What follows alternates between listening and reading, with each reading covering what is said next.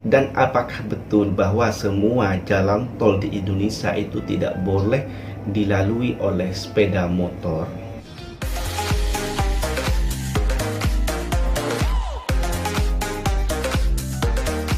Assalamualaikum warahmatullahi wabarakatuh. Welcome back to my channel.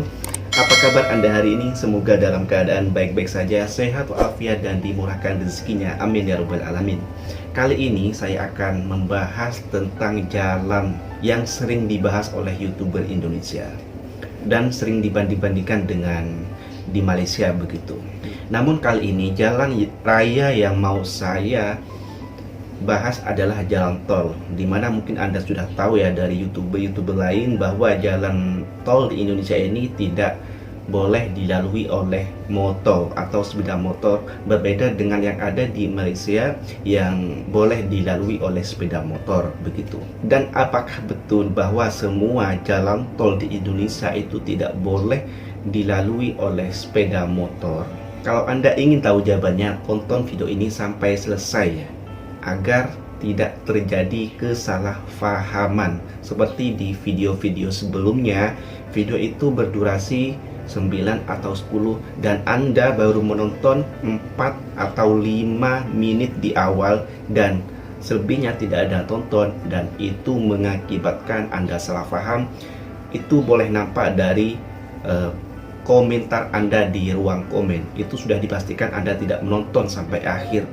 Oke, saya akan menjelaskan tentang jalan tol di Indonesia ini dengan bersumber dari artikel dari sebuah artikel yang ternama di Indonesia yang membahas jalan tol begitu. Oke, sambil lalu saya menjelaskan tentang jalan tol di Indonesia, Anda boleh sambil lalu menonton videonya jalan tol di Indonesia yang akan saya tampilkan di sebelah saya ini. Berdasarkan peraturan pemerintah ya, berdasarkan peraturan pemerintah nomor 44 tahun 2009, kendaraan beroda 2 atau motor ini memang dilarang untuk melewati jalan tol. Akan tetapi jalan tol itu boleh dilalui, boleh dilewati oleh sepeda motor apabila di tepi jalannya itu ada jalur khusus sepeda motor yang dibatasi oleh pembatas antara kendaraan roda 4 dan kendaraan roda 2 atau motor. Nah, jalan tol yang boleh dilalui sepeda motor ini antara lain tol Surabaya Madura atau tol Suramadu. Yang kedua adalah tol Bali Mandara. Yang ketiga adalah tol Balikpapan Panajam Pasir Utara. Nah, ini jalan tol yang boleh dilalui oleh sepeda motor sebab di tepi jalannya itu ada jalur khusus sepeda motor yang dimana jalurnya ini dibatasi oleh pembatas. Dan mungkin ada lagi jalan tol di Indonesia yang boleh dilalui oleh sepeda motor. Dan pertanyaannya adalah sebetulnya kenapa sih sebagian besar jalan tol di Indonesia itu melarang sepeda motor untuk melalui jalan tol?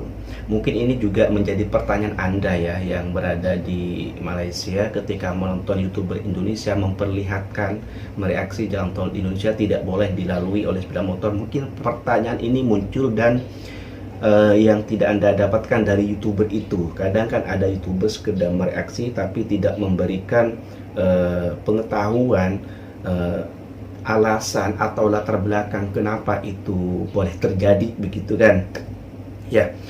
Jalan tol di Indonesia ini juga disebut dengan jalan tanpa hambatan. Yang namanya jalan tanpa hambatan ini artinya ketika kita jalan, start jalan itu jalan saja, tidak ada hambatan, tidak ada persimpangan dan tidak ada traffic light begitu kan.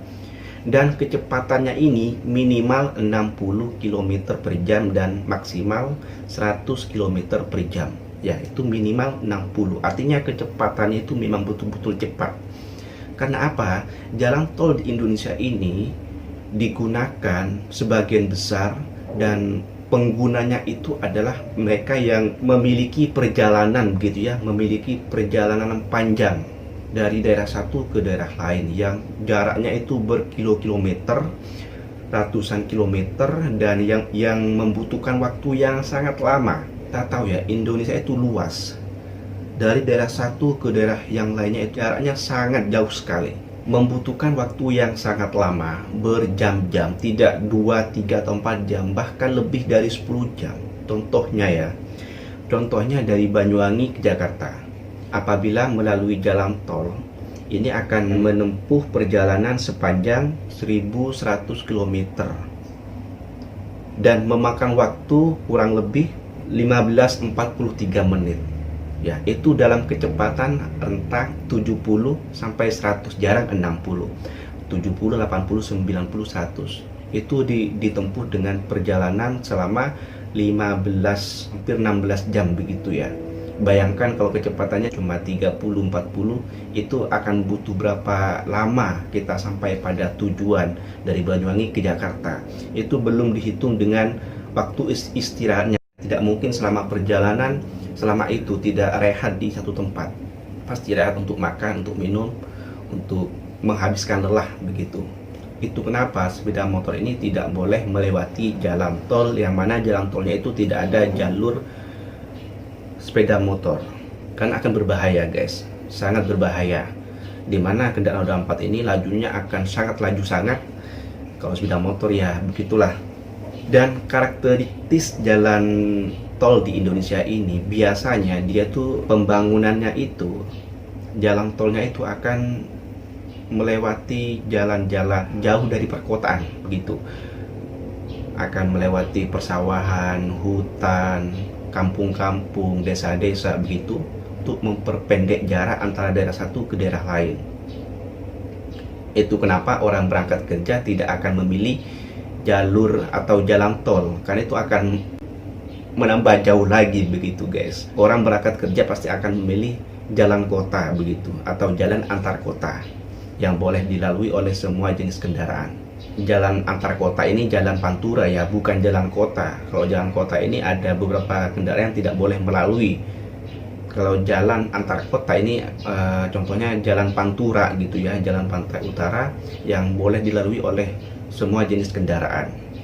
Berbeda dengan jalan kota. Jalan kota ini semacam bis kota, kendaraan ekspedisi itu tidak boleh melalui jalan kota. Kalau jalan antar kota boleh.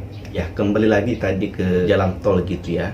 Jalan tol di Indonesia ini akan melewati jalan-jalan jauh dari perkotaan. Dia akan melewati kampung, akan melewati desa, akan melewati persawahan atau bahkan perhutanan gitu, untuk memperpendek jarak antara daerah satu ke daerah yang lain. Dan kalau saya mau tengok dengan di Malaysia ini, itu amatlah berbeda gitu ya. Kalau jalan tol di Malaysia ini, dia tuh berada di tengah-tengah kota, aku boleh saya bilang. Bahkan dia tuh berdampingan dengan jalan utama di kawasan itu.